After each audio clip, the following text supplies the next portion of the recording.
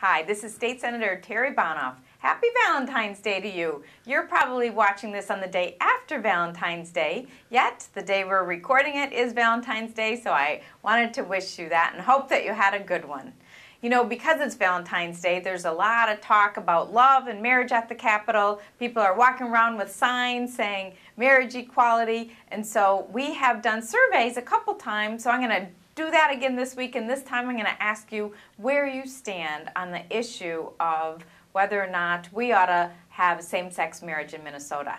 Now, having said that, I also want you to know that my priority this session right now is making sure our budget is balanced.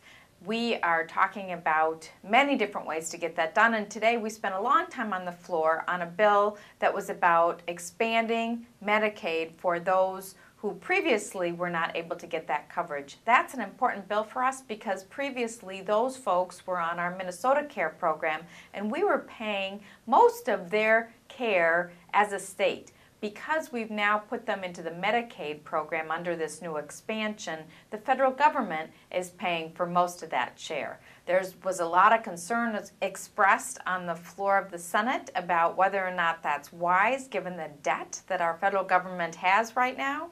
That is certainly understandable, yet from a fiscal policy point of view, it seemed appropriate to allow that population rather than continuing to place an undue burden on the state's finances to really be a shared responsibility. And so, in fact, I did vote for that. I've talked about the state health exchange system and told you that I wasn't really going to talk about it much until I had a chance to hear it in committee, but I have been following it closely and we'll hear it next Tuesday. I want you to know that to this point there are some concerns as I see it that I'm going to be working hard trying to get a few of my fellow colleagues to join me in making some changes. In particular, there's a provision in the healthcare exchange that says a small group of people would decide which companies can offer products in this healthcare exchange.